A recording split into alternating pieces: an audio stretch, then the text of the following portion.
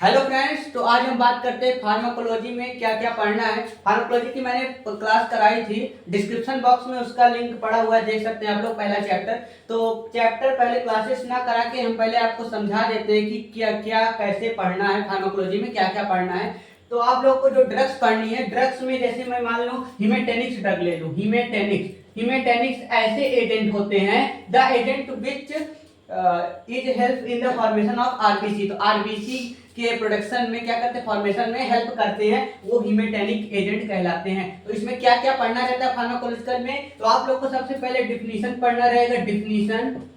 Definition जो drug की category रहेगी, जैसे हिमेटेनिक, हाइप्नोटिक, सेडेटिव, एनेस्थेटिक, ये सब लोकल एनेस्थेटिक, जनरल एनेस्थेटिक, ये सब ढेर सारे ड्रग की कैटेगरी है। तो फिर उस कैटेगरी की डिफिनीशन कि वो ड्रग क्या काम करती है। जैसे है हिमेटेनिक, इसकी डिफिनीशन क्या होगी, haematinics agents are agents which helps in the formation of RBC, that is your definition of hematinic। definition लिखना है। definition के बाद सबसे इंपॉर्टेंट होता है क्लासिफिकेशन। फार्माकोलॉजी में सिर्फ आप लोगों को क्लासिफिकेशन और मोड ऑफ एक्शन को ही पढ़ना है और कुछ नहीं, और सब अपने से बना के लिखना है। तो क्लासिफिकेशन में क्लासिफाई आपको करना पड़ेगा, ये ड्रग कौन कौन से क्लासिफाई में क्लासिफाई करते हैं। जैसे हिमेटेनिक को हम लोग बेसिकली 2 पार्ट्स में क्लासिफाई करते हैं। तो एक होता है ओरली और एक होता है पैरेंटल। ओरली मतलब जो हम लोग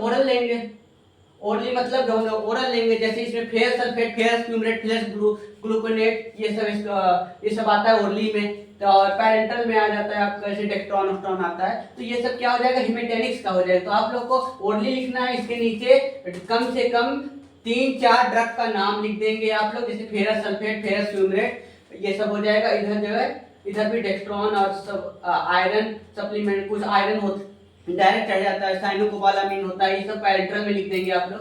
तो क्या उसके बाद क्या करना है, ये इसका मूड ऑफ एक्शन क्या करना है। मूड ऑफ एक्शन या फिर मैकेनिज्म ऑफ एक्शन, दोनों बोलते हैं इसको। मूड ऑफ एक्शन बोल सकते हैं या फिर मैकेनिज्म ऑफ एक्शन। तो मूड ऑफ एक्शन में हम लोग ये सीखते हैं कि ये ड्रग कैसे जो है काम कर रही है हमारे बॉडी में। तो इसका मूड ऑफ एक्शन क्या होगा, ये हीमोग्लोबिन को क्या कर देती है, बढ़ा देती है। तो हीमोग्लोबिन को क्या करेगी, उसके लेवल को इंक्रीज कर देती है। That is your mode of action of हिमेटेनिक।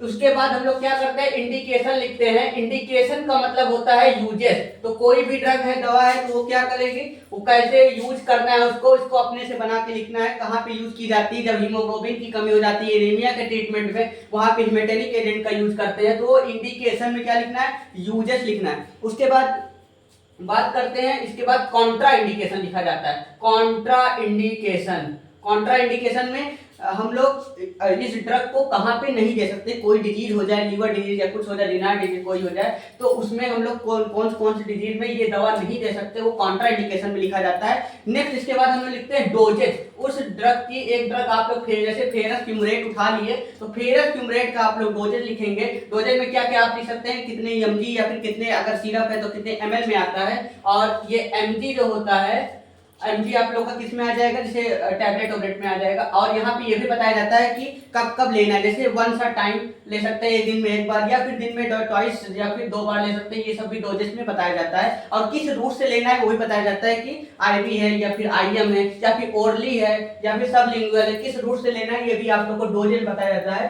तो क्या क्या लिखना है, फार्माकोलॉजिकल का कोई भी टॉपिक कैटेगरी हो, सबसे पहले डिफिनीशन, उसके बाद क्लासिफिकेशन इंपॉर्टेंट है। उसके बाद मूड ऑफ एक्शन को लिखते हैं, ड्रग कैसे काम कर रही है बॉडी में। नेक्स्ट हम लोग लिखते हैं इंडिकेशन मींस यूजेस कहां यूज करना है, कौन सी डिजीज में। और कॉन्ट्रा इंडिकेशन मींस कौन सी डिजीज में यूज नहीं करना है। और डोजेस उसका लिखते हैं, कैसे लेना है, कौन कितने डोज में लेना है। That is your topic of any category of pharmacological drug. और इसमें इंपॉर्टेंट क्या है, फार्माकोलॉजिकल में कुछ नहीं पढ़ना है, सिर्फ आप लोग को डिफिनीशन आप लोग बना के लिखना है क्या होता है। उसके बाद इंडिकेशन, कॉन्ट्राइंडिकेशन अपने से बना के लिख सकते हैं, डोजेज भी अपने से बना के लिख सकते हैं। मेन क्या याद करना रहता है, क्लासिफिकेशन और मूड ऑफ एक्शन को याद करना रहता है। क्लासिफिकेशन का मतलब है कि कितने क्लास में वो डिवाइड है, और मूड ऑफ एक्शन का मतलब है कि कैसे एक्ट करेगी हमारे बॉडी में। तो अगला वीडियो आप लोग का रहेगा एनएसएडी, एनसेड। तो एनसेड का फुल फॉर्म आप लोग कमेंट बॉक्स में बताइए, एनसेड का फुल फॉर्म क्या होता है। नेक्स्ट वीडियो आ रहा है फार्माकोलॉजिकल और फार्माथेरापेटिक्स दोनों के लिए एनसेड एनसेड टॉपिक लाऊंगा। एनसेड में सब सारा कुछ बताऊंगा ये क्या होता है, क्या होता है, क्या नहीं होता। इसमें एग्जांपल में जैसे आपका आइबुप्रोफेन, पैरासीटामोल और एसिक्लोफेनेक ये सब आता है। एनसेड के एग्जांपल मैंने बता दिया है। आप लोग एनसेड का क्या बताएंगे, एनसेड का आप लोग बताएंगे फुल फॉर्म। कमेंट बॉक्स में कमेंट करिए और कोई डाउट होता है तो आप कमेंट में एक बार बता